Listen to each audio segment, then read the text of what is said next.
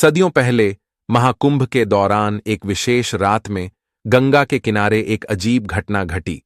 एक पापी व्यापारी धनपाल, जो अपने गलत कार्यों के लिए कुख्यात था, महाकुंभ में अपने पापों का प्रायश्चित करने के लिए आया।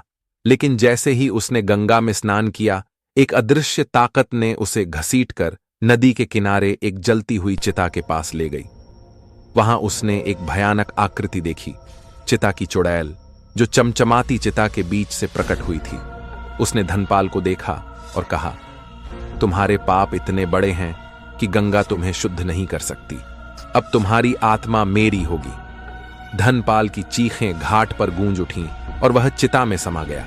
कहते हैं कि हर महाकुंभ के एक विशेष दिन पर, जब आसमान में चांदनी होती है और घाट पर लोग स्नान करने आते हैं, उस चिता की चुड़ैल फिर से प्रकट होती है।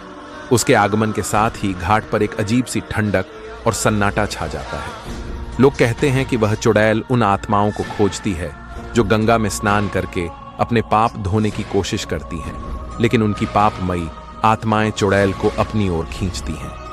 एक बार एक महिला सुमित्रा, जो अपने पापों का प्रायश्चित करने आई थी, चिता के पास से गुजर रही थी।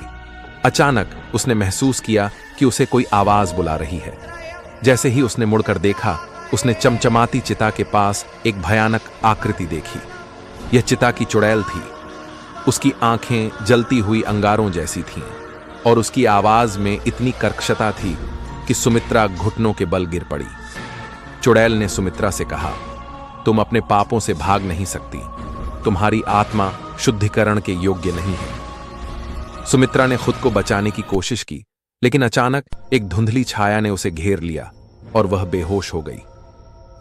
अगले दिन उसे घाट के किनारे पाया गया, लेकिन उसकी मानसिक स्थिति बुरी तरह बिगड़ चुकी थी।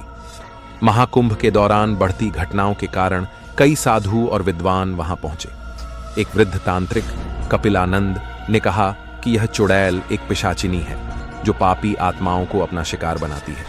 उसे शांत करने के लिए एक विशेष अनुष्ठान करना होगा, जिसे चिता शांति यज्ञ कहा गया।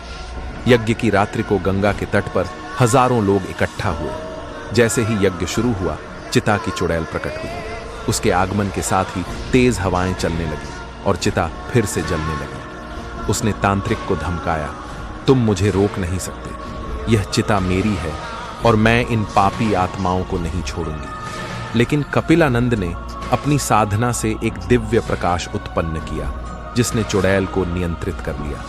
तांत्रिक ने कहा, यह पवित्र भूमि है। यहां केवल उन्हीं आत्माओं को शांति मिलेगी जो अपने कर्मों से मुक्त हैं। तुम्हें अब इस स्थान को छोड़ना होगा। चिता की चुड़ैल ने एक अंतिम चित्कार किया और चिता के साथ जल में समा गई। उसके बाद से वह चुड़ैल कभी घाट पर नहीं देखी गई। उस दिन के बाद महाकुंभ के दौरान घाट पर कोई अजीब घटना नहीं हुई। लोग अब वहां बिना किसी भय के स्नान करते हैं।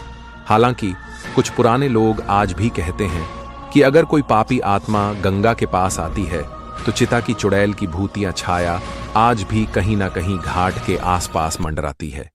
चमचमाती चिता और चिता की चुड़ैल की यह कहानी हमें यह सिखाती है कि पापों से मुक्ति केवल कर्मों के सुधार और ईश्वर की सच्ची भक्ति से ही संभव है। यह महाकुंभ के रहस्यमयी और भूतिया अनुभवों को उजागर करती है, जो पाप और शुद्धिकरण के बीच की गहरी कड़ी को दर्शाती है।